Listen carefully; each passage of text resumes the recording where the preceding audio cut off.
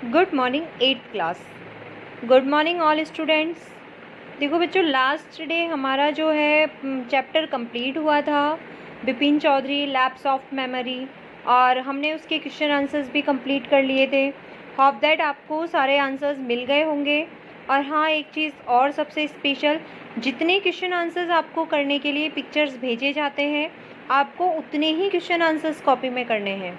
उससे ज़्यादा एक्स्ट्रा कर परेशान होने की ज़रूरत नहीं है, क्योंकि अगर एक्स्ट्रा कुछ भी इम्पॉर्टेंट अगर आपके होता तो हम आपको उसे ज़रूर समझाएंगे। तो जितना आपके इम्पॉर्टेंट होता है उतना आपको पिक्स भेज दिए जाते हैं, या आपको बुक्स में बाय वीडियो सारे आंसर समझा दिए जाते हैं। तो लास्ट चैप्टर का भी हमारे आपको पिक्स मिल गए होंगे। आपका चैप्टर भी आज मैंने रिवाइज़ करवा दिया, लास्ट डे मैंने रिवाइज़ करवा दिया था। आज जो है हम अपना एक न्यू पोएम है, जैसा कि हमारे हर चैप्टर के बाद एक पोएम होती है। हमारा चैप्टर ख़त्म हुआ था तो एक पोएम है, पोएम का हमारे नाम है द लास्ट बार्गिन। इसे हम आज स्टार्ट करेंगे। तो सबसे पहले जब हम कोई पोएम हो चाहे चैप्टर हो जो हम स्टार्ट करते हैं, तो हमें पता होना चाहिए कि ये किस पर है। तो हम सबसे पहले तो इसका जो नाम है, टॉपिक जो है, उस टॉपिक को समझ लेते हैं।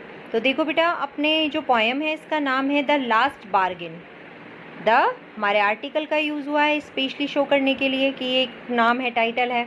लास्ट का मतलब होता है अंतिम, और बार्गिन का मतलब होता है सौदा। बार्गिन का मतलब होता है सौदा। तो इस तरीके से हम देखें तो हमारी पोएम का नाम है अंतिम सौदा। अंतिम सौदा। तो आज हम इसी पोएम को स्टार्ट कर रहे हैं। अब ये पोएम किस बारे में है और क्या इस पोएम में बताया गया है, इसका थोड़ा सा इंट्रोडक्शन दिया गया है ऊपर, इसे हम जान लेते हैं। तो देखिए, मतलब जिसे हम इंट्रोडक्शन कह सकते हैं या समरी कह सकते हैं। पूरी जो पोएम होती है उसकी जो समरी यानी सारांश, पूरा अंश यानी कि पूरी पोएम में क्या है वो सब कुछ हमें यहाँ दिखाया गया है। तो इसे हम थोड़ा सा समझ लेते हैं तो हमारे लिए हमारी पोएम को समझना और भी ज़्यादा इजी गोइंग यानी कि आसान हो जाता है। तो देखिए, let's we start. A bargain is an agreement in which both parties promise to do something for each other। यहाँ बताया गया है कि समझौता क्या हो। सबसे पहले लाइन में ये बताया गया है कि समझौता किसे कहते हैं। जैसा कि आपकी पोएम का नाम ही क्या है, समझौता या सौदा। तो सौदा किसे कहा जाता है, सौदा किसे कहा जाता है। तो देखिए, अब बार्गिन इज एन एग्रीमेंट, सौदा एक प्रकार का समझौता होता है। बार्गिन मीन्स सौदा और एग्रीमेंट मीन्स समझौता। जो सौदा एक प्रकार का समझौता होता है। In which both parties promise to do something for each other, जो समझौता दो लोगों के बीच में, दो पक्षों के बीच में होता है, जिसके अंदर वादा किया जाता है किसी भी काम को करने या ना करने का, या किसी बात को मानने का एक दूसरे के साथ वादा किया जाता है। सौदा एक प्रकार का समझौता होता है जिसमें दो पक्ष मिलकर आपस में किसी बात की सहमति या असहमति के ऊपर उस कार्य को करने या ना करने का एक दूसरे से वादा करते हैं। प्रॉमिस यानी वादा, समथिंग यानी कुछ, ईच अदर यानी एक दूसरे से। Someone is looking for work waiting to be hired. यहाँ ऐसी ही एक समझौते की या ऐसे ही एक सौदे की बात की गई है, जिसमें आप जैसे कि पिक्चर में देख रहे हो कि एक पर्सन है, एक नवयुवक है और एक छोटा सा बच्चा है। तो यहाँ ये जो सबसे पहले जो हमारी पोएम है वह इस नवयुवक की है, इस यूथ पर्सन की है, इस यंग मैन की है। तो यहाँ इसी यंग मैन के लिए समवन कहा गया है। Someone is looking for work, कि एक आदमी कोई काम ढूंढ रहा था। लुकिंग यानी ढूंढना, फॉर वर्क यानी काम की तलाश कर रहा था। एक आदमी काम तलाश कर रहा था, काम ढूंढ रहा था। वेटिंग टू बी हायर्ड, ताकि उसे करने के लिए कुछ काम मिल जाए। हायर्ड करना यानी किराए पर लेना, कि मतलब एक व्यक्ति जो कि सोच रहा था कि आज के लिए, जब कोई इंसान रोजाना की मजदूरी करता है तो वह इंसान एक तरीके से जो है वो हायर्ड ही किया जाता है, क्योंकि उस व्यक्ति को काम करने का, उस दिन काम करने का सामने वाले व्यक्ति से पैसा मिलता है। इसीलिए वो व्यक्ति कैसा कहलाता है, वो हायर्ड कहलाता है। तो वह व्यक्ति अपने लिए काम ढूंढ रहा था और इंतज़ार कर रहा था कि आज मुझे कोई हायर्ड कर ले, किसी काम के लिए कोई मुझे आज हायर्ड कर ले। हायर्ड का मतलब वैसे मैंने आपको बताया किराए पे लेना, लेकिन यहाँ काम के लिए मुझे चयन कर ले, मुझे चुन ले, मुझे कोई काम बता दे। He strikes a bargain but thinks it worthless. उसे काम मिलता भी है, उसे काम मिलता भी है, उसे सबसे पहले जो काम मिलता है उसे वो करने से मना कर देता है। तो देखिए, he strikes a bargain but thinks it worthless. He strikes a bargain but thinks it worthless, यानी कि उसे सबसे पहले एक सौदा करने के लिए मिलता है, यानी कि एक राजा उसे एक काम का ऑफर देता है और काम के ऑफर के बदले वो उसे कहता है कि मैं तुम्हें अपनी जो सेना है उसमें मनोनीत कर लूँगा, तुम्हारा चयन कर लूँगा और तुम बहुत ताकतवर हो जाओगे। लेकिन वह कि जो है वह उस सौदे को करने से मना कर देता है। देखिए, ही स्ट्राइक्स मना कर देना, बार्गेन यानी सौदा, बट थिंक्स इट वर्थलेस क्योंकि वो सोचता है कि ताकत तो बेवजह है, निरर्थक है, वर्थलेस है यानी कि निरर्थक है, उसका उसके लिए कोई मूल्य नहीं है, वो किसी काम की नहीं मानता है ताकत, इसलिए वह ताकत के बदले कार्य करने के लिए, शक्ति के बदले काम करने के लिए मना कर देता है। He tries twice again, twice का मतलब होता है दोबारा, अगेन यानी दोबारा।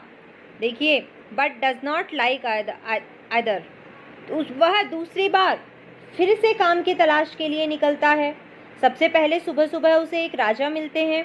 राजा के पास जब वो काम के लिए जाते हैं तो राजा कहते हैं कि तुम मेरे यहाँ काम करो, तुम्हें शक्ति मिलेगी, शक्ति अपने आप मिलेगी क्योंकि तुम राजा के सैनिक कहलाओगे। लेकिन जो वह व्यक्ति है, वह व्यक्ति किसी भी ताकत को जो है वो किसी भी शक्ति को बढ़ाने के लिए या ताकत को बढ़ाने के लिए काम करना नहीं चाहता था, इसीलिए वो काम करने के लिए मना कर देता है। उसके बाद वह दोबारा काम की तलाश में निकलता है। इस बार उसे एक बूढ़ा व्यक्ति मिलता है। इस बार दोपहर के बाद उसे एक बूढ़ा व्यक्ति मिलता है, लेकिन वह उसे एक ऑफर देता है कि मेरे पास तुम मेरे नौकर बन जाओ, मेरे लिए काम करो, इसके बदले में तुम्हें सोने के सिक्के दूंगा। वह उन्हें मतलब पैसा देने के लिए कहता है, लेकिन इस बार भी उस व्यक्ति को अपने काम के बदले कोई पैसा नहीं चाहिए था, तो वह फिर से मना कर देता है। फाइनली, आखिरकार, in the last bargain when he is hired for nothing whatever, he is happy as never before। देखिए, आखिरकार अंत में वह जब शाम ढल जाती है, वह उसे जब किसी का काम पसंद नहीं आता, शाम ढल जाती है तो वो आगे बढ़ता है, तो वह एक बच्चे को देखता है। वह बच्चा जो कि खेल रहा था, उस बच्चे के साथ वो बच्चा कहता है कि तुम मेरे लिए काम करो, मेरे साथ खेलो और उसके बदले में मैं तुम्हें कुछ नहीं दूंगा। मैं खेल रहा हूँ, मुझे अच्छा लग रहा है, मुझे आनंद मिल रहा है, मुझे खुशी मिल रही है, तुम मेरे साथ खेलोगे तो तुम्हें भी खुशी ही होगी, मैं तुम्हें इसके बदले में कुछ नहीं दे सकता। और वह व्यक्ति उस बच्चे के इस सौदे को मान लेता है क्योंकि इसमें उसे किसी भी प्रकार का लोभ लालच दिखाई नहीं देता है। और आखिरकार यह व्यक्ति लास्ट में जो है वह इस बार्गेन को, इस सौदे को मानने के लिए तैयार हो जाता है। व्हाट इज़ द बार्गेन, वास्तव में ये कैसा सौदा था, and why is it the best, और क्यों यह सौदा सबसे ज़्यादा बेस्ट था इस नवयुवक के लिए। क्योंकि अगर आप में से किसी को कहा जाए तो आप यही कहोगे, अरे राजा का सैनिक बनना तो बहुत अच्छी बात थी, खेलना क्या, खेल तो हम कभी भी सकते हैं। या कुछ बच्चे ये कहेंगे कि सोने के सिक्के, एक दिन काम करने के बदले यदि सोने के सिक्के मिल रहे हो तो खेलने से तो कहीं ज़्यादा अच्छा है कि हम उस काम को कर लें। तो ऐसी कई सारी थॉट्स आती हैं, लेकिन उनमें से ऐसी क्या बात थी कि ऐसा स्पेशली क्या हुआ कि उस व्यक्ति ने, उस नवयुवक ने जो है बच्चे के साथ खेलने को ही चुना, वही सौदा तय किया, और क्यों उसके लिए वही सबसे बेस्ट था। उसी जो हमारी पोएम है इसको हम स्टार्ट करते हैं। तो देखो, होप दैट आपको इंट्रोडक्शन समझ में आया होगा और आपको पर हर मीनिंग इसीलिए बताई जा रही है, डिटेल से इसीलिए बताया जा रहा है। देखो, हमारा 10 मिनट पूरे हो गए और 10 मिनट में हम सिर्फ इंट्रोडक्शन कंप्लीट कर पाए हैं ताकि आप अच्छे से समझ पाओ, आपको एक एक वर्ड सही से समझ में आए, आपको मीन समझ में आए और आप बाद में भी आपको ये पता रहे कि आपने जो अब तक चैप्टर पढ़े हैं उनमें आखिरकार, या अब तक आपने जो भी पोएम पढ़ी है उसमें आखिरकार क्या था। यही हमारी पूरी कोशिश रहती है। तो देखिए, हम थोड़ा सा जो है अपनी अब पोएम पे आ जाते हैं, पोएम को स्टार्ट करते हैं। तो यहाँ देखिए, ये जो पोएम है इसकी जो आप फर्स्ट लाइन देखोगे, ये फर्स्ट लाइन, ये नवयुवक जो कि आपको पिक्चर में दिखाई दे रहा है, ये जो नवयुवक आपको दिखाई दे रहा है ये नवयुवक ही कह रहा है। यह सुबह सुबह निकला है काम की तलाश में और ये कहता है come and hire me. Hire मैंने आपको बता ही दिया है किराए पे लेना, कम यानी आना।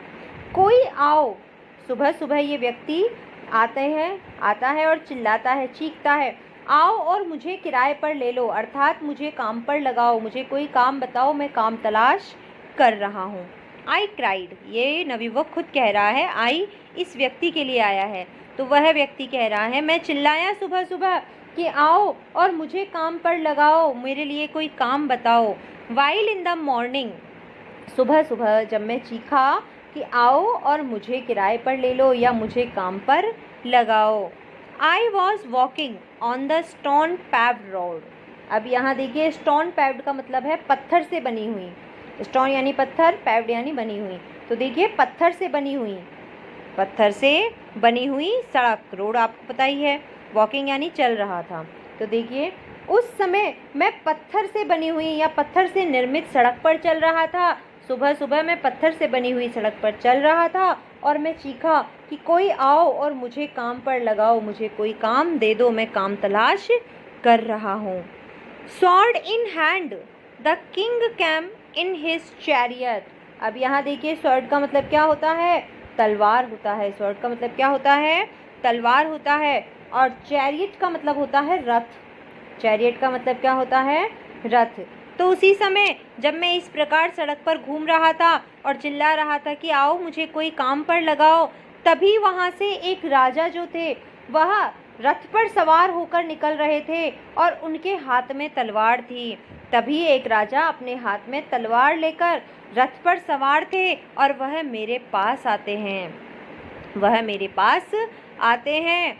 And he held my hand and sad, और वह राजा मेरे पास आकर उन्होंने मेरे हाथ को पकड़ लिया। हैंड यानी हाथ, हेल्ड यानी पकड़ लेना, थाम लेना। तो राजा मेरे पास आते हैं जिनके हाथ में तलवार थी, जो रथ पर सवार थे। तो रथ पर सवार राजा मेरे पास आते हैं, आकर मेरे हाथ को थाम लेते हैं, मेरे हाथ को पकड़ते हैं। एंड सैड, और हाथ पकड़कर कहते हैं, I will hire you with my power. कि देखिए हायर यानी किराए पर लेना, यानी तुम्हें काम दूंगा। माई पावर यानी मेरी शक्ति के लिए। तो देखिए आओ मैं तुम्हें काम देता हूँ, मैं तुम्हें अपनी शक्ति से किराए पर ले लूँगा कि मेरे पास इतनी शक्ति है, मेरे पास इतनी पावर है कि मैं तुम्हें काम दे सकता हूँ। मैं एक राजा हूँ, तुम मेरे अंडर काम कर सकते हो, कर लोगे। विल दिया गया है फ्यूचर, कि मैं तुम्हें अपनी शक्ति के बल पर जो है वो काम के लिए हायर कर लूँगा, मैं तुम्हें कर सकता हूँ, कर लूँगा। पर देखिए but his power counted for not. अब यहाँ सबसे पहले तो नॉट का मतलब होता है कुछ नहीं, पावर का मतलब होता है शक्ति या ताकत। काउंट करना यानी कि वैसे काउंटेड का मतलब होता है गिनना, लेकिन यहाँ मूल्य बताया गया है। यहाँ काउंट का मतलब मूल्य बताया गया है।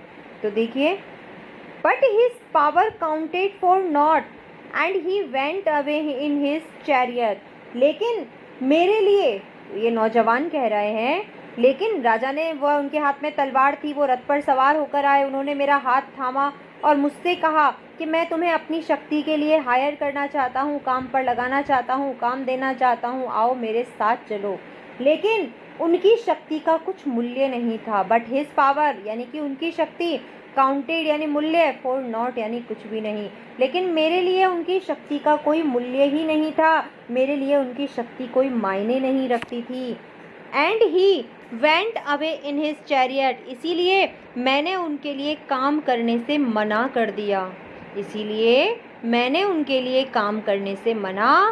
दिया। और लास्ट में जब मैंने मना ही कर दिया तो वो फिर से राजा जो थे वो अपने रथ में सवार होकर वापस चले गए।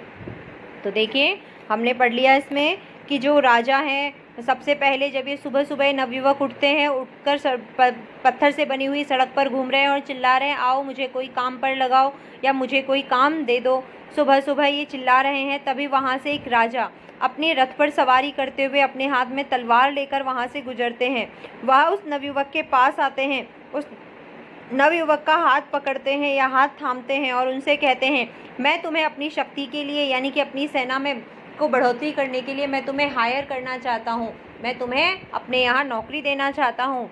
लेकिन वह नवयुवक उन राजा के यहाँ नौकरी करने से मना कर देते हैं, क्योंकि नवयुवक के लिए उस राजा की शक्ति कोई मायने नहीं रखती थी। शक्ति बन जाने से या शक्ति बढ़ा लेना या ताकत बढ़ा लेना उस नवयुवक के लिए कोई मायने नहीं रखता था।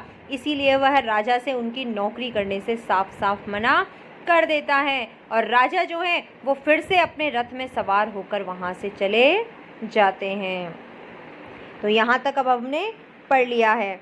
अब नेक्स्ट देखिए, in the heat of the mid day the houses stood with shut door.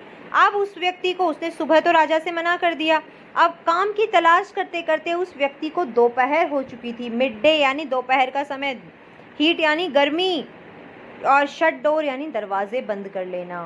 तो देखिए दोपहर हो चुकी थी, वह व्यक्ति अभी भी ऐसे ही भटक रहा था कि दोपहर की गर्मी में, in the heat of the mid day, की हीट यानी बताई दिया आपको गर्मी, मिड डे यानी दोपहर, तो दोपहर की भरी तेज गर्मी में the houses stood with shut door, जहाँ लोगों ने अपने अपने गर्मी के कारण अपने अपने घरों के दरवाजे बंद कर लिए थे। दोपहर की गर्मी में जब लोगों ने अपने अपने घरों के दरवाजे बंद कर लिए थे, मैं यानी कि ये नवयुवक, आई वंडर्ड का मतलब होता है भटकना, अलोंग यानी कि किनारे किनारे, द क्रूग्ड लैन, क्रूग्ड का मतलब होता है टेढ़ा मेढ़ा, और लैन का मतलब होता है गली। आपको हर वर्ड का अर्थ बताया है मैंने आपको कि वंडर्ड मीन्स भटकना, अलोंग का मतलब होता है किनारे किनारे, और क्रूग्ड का मतलब होता है टेढ़े मेढ़े, और लैन सड़क के किनारे के लिए अलोंग प्रीपोजिशन का यूज़ किया जाता है। तो यहाँ जो अलोंग है वो आपके प्रीपोजिशन के रूप में ही यूज़ हुई है, लैन यानी गली। कि दोपहर हो चुकी थी, उस दोपहर की भरी गर्मी में लोगों ने गर्मी के कारण अपने घरों के दरवाजे भी बंद कर लिए थे, और ऐसी गर्मी में मैं उन टेढ़ी मेढ़ी गलियों में भटकता रहा, काम की तलाश में मैं गलियों में, टेढ़ी मेढ़ी गलियों में भटकता रहा। And old man come out with his bag of gold.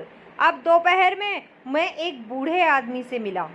अब तक तो मैं ऐसे ही भटक रहा था, फिर मुझे एक बूढ़ा आदमी मिला, वो मेरे पास आया। ओल्ड मैन मीन्स बूढ़ा आदमी, कम आउट यानी मेरे पास आया। With his bag of gold, उसके पास सोने के सिक्कों की थैली थी, सोने के सिक्कों का बैग था, थैला था। वह अपने हाथ में सोने के सिक्कों का थैला लेकर एक बूढ़ा व्यक्ति मेरे पास आया। तो आपको लाइन समझ में आ गई। An old man come out with his bag of gold, कि एक बूढ़ा व्यक्ति अपने हाथ में सोने की थैली, सिक्कों की थैली लेकर बाहर आता है। वो मेरी आवाज़ को जब सुनता है कि मैं काम तलाश रहा हूँ, ही पॉन्डर्ड एंड सैड। पॉन्डर्ड करना यानी विचार करना, सोचना।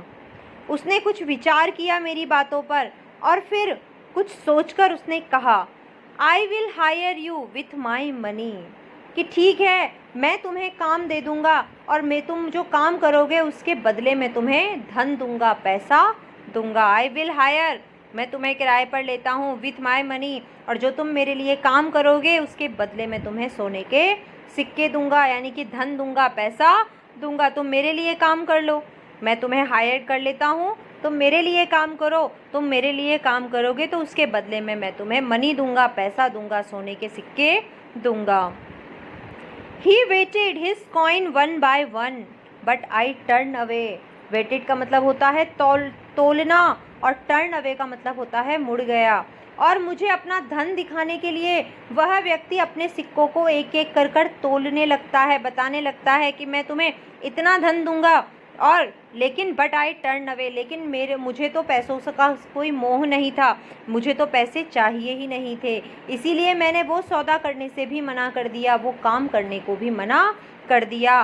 बट आई टर्न अवे, और मैं मुड़ गया, अर्थात मैंने उस बूढ़े व्यक्ति के लिए काम करने से भी मना कर दिया। तो देखिए वो व्यक्ति कह रहे हैं कि सुबह तो मुझे राजा मिले, उन्होंने कहा मैं तुम्हें शक्ति दूंगा, अपनी शक्ति बढ़ाने के लिए तुम्हें काम पर लगाना चाहता हूँ, लेकिन मुझे शक्ति भी नहीं चाहिए थी, इसीलिए मैंने राजा से काम करने के लिए मना कर दिया।